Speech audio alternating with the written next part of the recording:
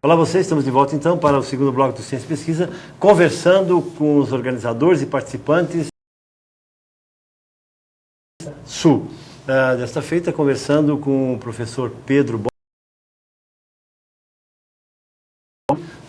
mestre em agronomia em Viçosa, Minas Gerais, e doutor em agroecologia na Holanda, e também recebendo o Alexander Fagundes, aluno do curso de agronomia da UFPR, da Universidade Federal do Paraná, e vai nos falar do seu envolvimento com o movimento da agroecologia. É um prazer tê-lo conosco, Alexander. A agroecologia, né, hoje a gente está desenvolvendo aí o primeiro ERA-Sul, só que essa história ela não começa agora, né? Ela já é longa, já é. E já em 1981, a Federação de Estudantes de Agronomia do Brasil, que é a FEAB, ela está organizando o primeiro Encontro Brasileiro de Agricultura Alternativa. Isso em 81. Em 81, porque ainda a agroecologia ainda não era um termo consolidado. Ainda vinha com essa ótica de uma agricultura alternativa ao modelo que estava estabelecido, né? E na década de 80 teve um movimento crescente da agricultura alternativa, né? No Brasil, os estudantes foram protagonistas, né, de toda essa história. E sendo que na década de 90 acontece uma caída, assim, né? Dá um refluxo assim na questão. E você atribui aqui, a propósito, Alexandre, essa caída, esse declínio do movimento agroecológico? Na verdade, foi uma conjuntura política que aconteceu, porque não só dentro da agricultura alternativa, da agroecologia, mas outros movimentos, né? Eles tiveram, assim, um refluxo, assim, o próprio movimento estudantil nas universidades também tiveram uma queda, assim, nas atividades. Mas agora, na virada do século, seguramente a coisa... Sim, no ano 2000 para cá, a coisa vem crescendo, assim, com muita força, assim, né? No ano 2000, 2001, 2002, 2003, a coisa vem crescendo, e esse ano, né, em Curitiba, a gente vai estar sediando o sexto Congresso Brasileiro de Agroecologia e o segundo latino-americano.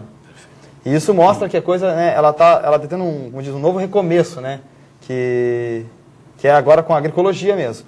E a gente, como estudantes, né, para estar novamente protagonizando esse processo, eu faço parte de um grupo de estudos de agricultura ecológica, que a gente chama de grupos de agroecologia, que estão se consolidando nas universidades como uma forma alternativa, né, de conhecimento.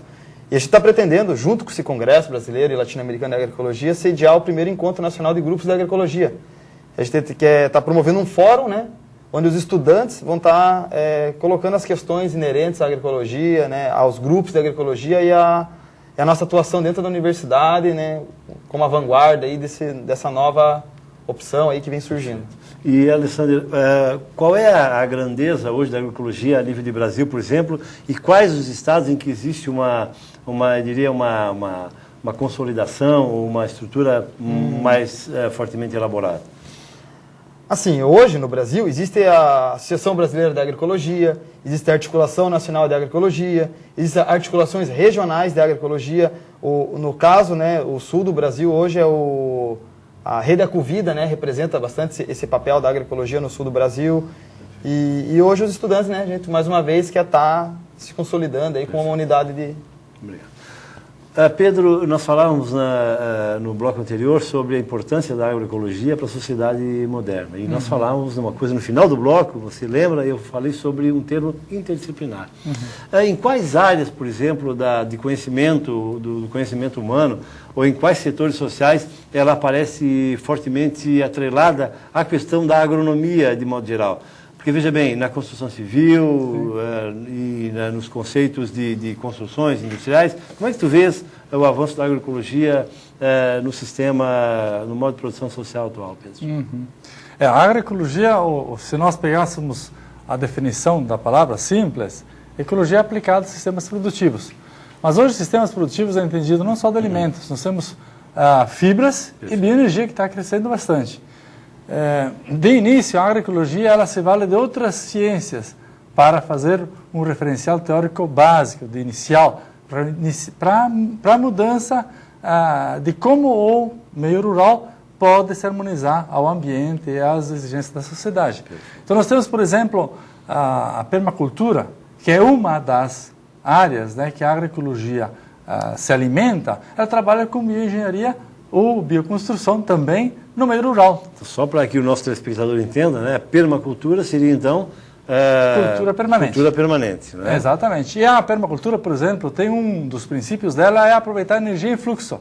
Ou seja, a localização da casa em relação à nascente, a localização daquelas atividades agrícolas que não precisa ser todo dia mais longe, aquelas atividades de horta mais próximas e assim por diante.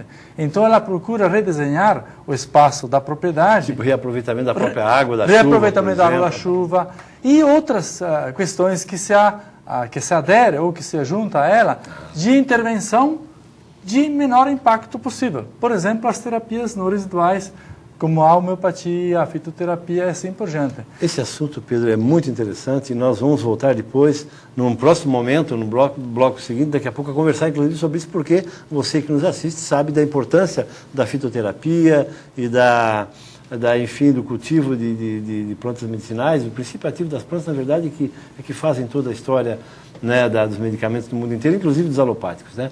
Mas diga-me, Alexander, como está, por exemplo, a agroecologia hoje nos países distribuídos pelo mundo afora? A agroecologia tem uma característica bastante forte da América Latina, né? Mas, tanto na Europa, nos Estados Unidos, né, em outros continentes até, ela vem se desenvolvendo também. A gente até recentemente recebeu uma visita de um mestrado e doutorado da França, pesquisadores da Alemanha também visitaram a gente na universidade lá, então quer dizer, já está no mundo inteiro assim. Já está permeando por outros países do mundo, então é importante, né, Pedro? E nós gostaríamos depois de retomar, falando inclusive sobre o teu doutorado em agroecologia na Holanda, até porque para que as pessoas entendam, né, que é um movimento universal e parece que irreversível também. É isso? Bom, então tá, nós vamos fazer mais um intervalo e você pode participar do Ciência e Pesquisa através do ciência.pesquisa.unisul.br ou no nosso blogspot, cienciapesquisa.blogspot.com ou no site da unisultv.com.br. Você clica em Ciência e Pesquisa, assiste essa entrevista, dá opiniões, sugere, participa e assiste essa entrevista, essa reportagem inteira, essa matéria toda no nosso blogspot. 3 minutos e já voltamos.